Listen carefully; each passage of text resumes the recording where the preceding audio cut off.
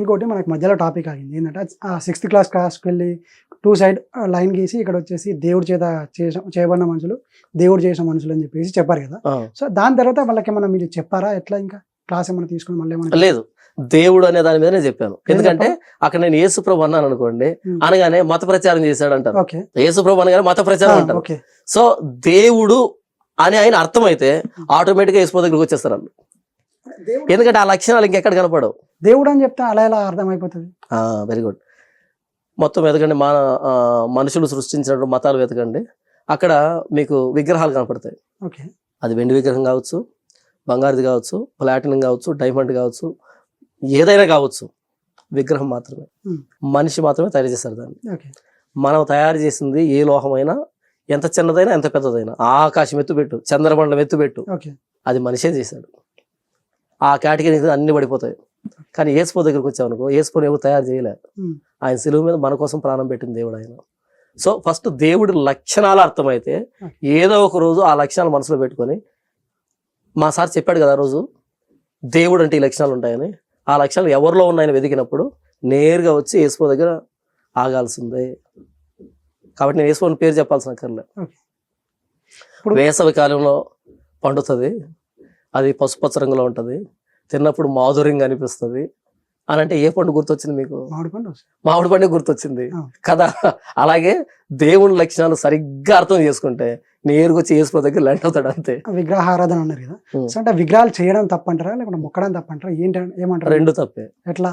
విగ్రహాలు చేయడం తప్పే, విగ్రహాలు మొక్కడం తప్పే. ఎందుకు అంటే విగ్రహం అన్నది దేవునికి ప్రత్యామ్నాయం, దేవుని రీప్లేస్ చేసేది. దేవుని మనం రీప్లేస్ చేయకూడదు, దేవుని దేవుడిగా గౌరవించాలి, దేవుని దేవుడిగా గౌరవించాలి. మీకు జోకు చెప్తారంటే, మా నాన్న చిన్నతనంలో చెప్పేవాడు. అదేంటంటే, ఒక ఓనర్ అంట 3 వ్యక్తులను పిలిచి, అంటే వాళ్ళు బతకలేకపోతే వాళ్ళకి అమౌంట్ ఇచ్చారంట, ఏదో పని చేసి బ్రతకంటారని.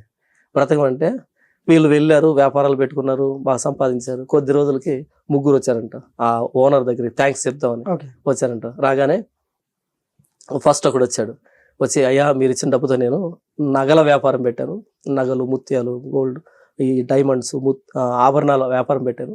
సార్ మీరు ఏమైనా అనుకోండి, ఒక్కో బంగారు ఆభరణాన్ని చూసినప్పుడల్లా దాంట్లో మీ ముఖం కనిపిస్తూ ఉంది, ఒక వజ్రాన్ని చూసినప్పుడల్లా దాంట్లో మీ ముఖం కనపడుతూ ఉంది. అసలు ఆభరణం ఎందుకు కనపడుతుంది?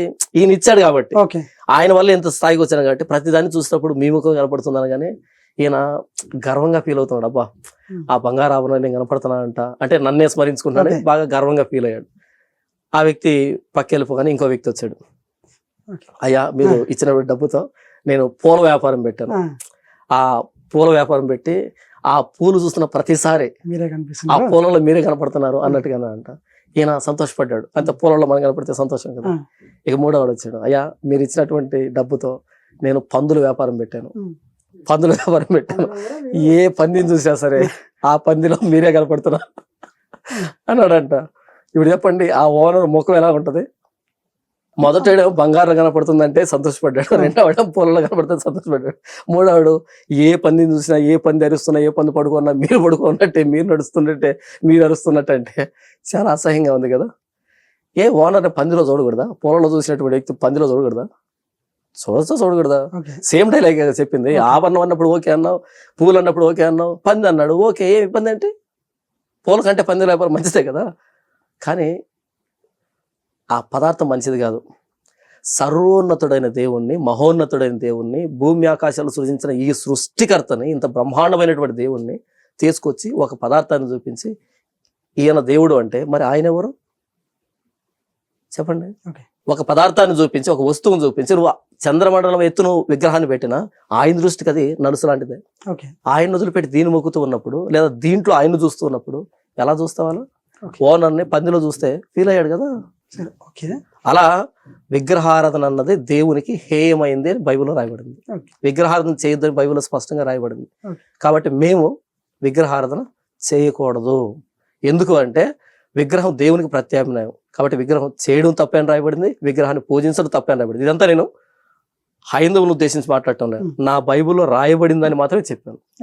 ప్రపంచంలో చాలా మటుకు మతాలు విగ్రహారాధన చేస్తున్నాయి, చాలా మటుకు మతాలు, హైందవమే కాదు చాలా మతాలు విగ్రహారాధన చేస్తున్నాయి. బైబిల్ నేను ఇక్కడ కూర్చొని మన హైందవుల గురించి మాట్లాడటం లేదు. నా బైబిల్లో ఎలా రాయబడింది, విగ్రహారాధన చేయడం తప్పు, విగ్రహాలు చేయడం తప్పు బైబిల్లో రాయబడింది అనేదాన్ని చెప్తాను. ఎందుకంటే చాలా మంది మమ్మల్ని అన్నాడు అంటే అందులో మీరు వస్తే నేనేం చేయలేను, నా బైబిల్లో రాయబడింది మాత్రం ఇదే సారాంశం. మరి బైబిల్లో మాత్రం ఏమున్నదంటే మేము మాత్రం చేయకూడదు అని చెప్పేసి మీరు అంటున్నారు. అవును, కానీ ఎవరు చేయకూడదు అని చెప్పేసి మళ్ళీ మీరు ఎట్లా మాట్లాడతారు? ఇప్పుడు చాలా మంది విగ్రహారం చేస్తున్నారు, నేనే వాళ్ళ దగ్గరికి వెళ్ళి విగ్రహారం చేయకండి చెప్తున్నారు కదా అలా. నేను చెప్పలేదు కదా, మీరు అంటే మీరే కాదు. ఒకటే ఇక్కడ రాయబడిందబ్బా, ఆర్టికల్ 25 ప్రకారము రాజ్యాంగంలో ఎవడు ఏ మతాన్నైనా నమ్మొచ్చు, దేన్నైనా ప్రచారం చేసుకోవచ్చు, దేన్నైనా వ్యాప్తి చేసుకోవచ్చు అని చెప్పబడిన తర్వాత నా బైబిల్లో ఎలా ఉంది విగ్రహారం చేయకూడదని నేను చెప్పుకుంటున్నాను. అది ఎవరికి చెప్తున్నారు? జనాలందరికీ ఎందుకు చెప్తున్నారు అంటారు. అది తప్పని మీరు ఎట్లా భావిస్తారు? డాక్టర్ ఎవరికి ట్రీట్మెంట్ ఇవ్వాలి? ఇప్పుడు ఒక్క నిమిషం, దాన్ని మీరు తప్పు అని భావిస్తున్నారు. ఎగ్జాంపుల్, నాకు కూడా ఒక సొంత ఆలోచన ఉంటుంది, దేనన్నా మొక్కోవచ్చు అని నాకు ఉంటుంది కదా. సో మీరు నా దగ్గరికి వచ్చి దీన్ని నమ్మండి ఈ విధంగా ఉంటుంది మీరు నాకు ఎందుకు చెప్పాలి అంటే నా మీద ఎందుకు? నాకు సత్యం తెలుసు కాబట్టి, నీకు సత్యం తెలియదు కాబట్టి చెప్పాల్సిన బాధ్యత నా మీద ఉంటది. నమ్ముతావా నమ్మవో నీ ఇష్టం అది, కానీ చెప్పాల్సిన బాధ్యత నా మీద ఉంటది. అది కనీస నైతిక బాధ్యత. అది ఏంటి, నాకు తెలిసిన విషయాన్ని తెలియని వ్యక్తికి చెప్పడం అన్నది కనీస నైతిక బాధ్యత. అది మేము ఆ నైతిక బాధ్యతను మీకు చెబుతున్నాం. ఒకవేళ అందులో ఏదైనా ఉంటే గనక నాకు చెప్పి నేను కూడా వింటాను. ఇప్పుడు 2 వరల్డ్ వ్యూస్ ఉన్నాయి, నా భావజాలం ఒకటి, నీ భావజాలం ఒకటి ఉంది. నాది నీతో చెప్తా, నేను నాతో చెప్పి ఇబ్బంది ఏంటి? నేను రాత్రి ఒక మంచి సినిమా చూసాను, రిలీజ్ అయిన సినిమా, ఉదయాన్నే వచ్చిన లేపి 30 మరి చెప్తావు హీరో అలా కొట్టాడు ఇలా కొట్టాడని. నేను అడిగానండి మిమ్మల్ని, ఎందుకు ఒక దాని విషయంలో నీకు సంతోషం అనిపించిందంటే నాకు చెప్పుకోవాలనిపిస్తుంది. మీకు చెప్పుకున్నావు, మరి సినిమా కంటే హీనం కాదు కదా ఇది. లేకపోతే పలానా దగ్గర అన్నదాన కార్యక్రమం జరుగుతుంది, భోజనం పెడుతున్నారంటే ఊరంతా దండరేస్తాం అక్కడ భోజనం పెడుతున్నారని, దానికంటే హీనమేం కాదు కదా ఇది. కాబట్టి నేను ఒక దాన్ని మంచిని సత్యం అని నమ్మినప్పుడు, నేను మిమ్మల్ని ప్రేమిస్తున్నప్పుడు మీకు చెబుతాను ఇది మంచిది అని చెబుతాను. మీకేదైనా తెలుసా నాకు చెప్పండి. మన మధ్య కమ్యూనికేషన్ ఉంది కదా, మనం మాట్లాడుకున్నాం, మనుషులు కదా, జంతువులు కాదు కదా. కాబట్టి నేను ఎక్స్పీరియన్స్ దాన్ని మీతో చెప్తాను, మీరు ఎక్స్పీరియన్స్ అయింది నాతో చెప్తారు. తప్పేంటి అందులో? బలవంతం చేసి లాక్కొని వెళ్ళిపోయి మీ స్వేచ్ఛను హరిస్తుంటే అది తప్పు అవుతుంది. కానీ మీ స్వేచ్ఛకు లోబడి ఇదిగో ఇది మంచిది అని చెప్పాను, ఇష్టం ఉంటే నమ్మండి, లేకపోతే వదిలిపెట్టేయండి, ఇబ్బంది ఏముంటుంది దాంట్లో. సమాచారం పంపిణీ షేర్ చేసుకోవడం అన్నది చాలా మంచిది. లేకపోతే బావిలో కప్పలం అవుతాం.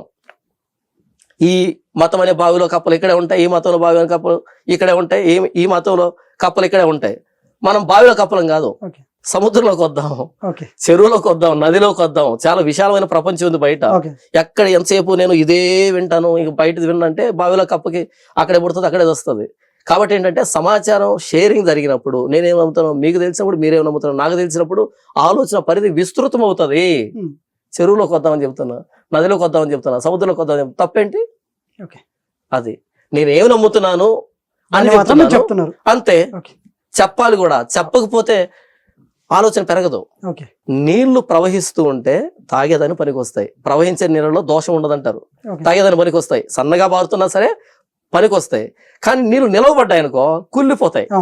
సమాచారం ప్రవహిస్తూ ఉండాలి, నువ్వు నాకు చెప్పాలి, నేను నీకు చెప్పాలి, నువ్వు నాకు చెప్పాలి, నేను నీకు చెప్పాలి, ఆలోచనలు పెరగాలి, వాదం పెరగాలి. వాదం అంటే గొడవ కాదు, దానికి కౌంటర్ పర్స్పెక్టివ్, కౌంటర్ ఆర్గ్యుమెంట్ రావాలి, ఆలోచన పెరగాలి, అల్టిమేట్ గా మనం సత్యం దగ్గరికి రావాలి. ఇందులో తప్పేంటి?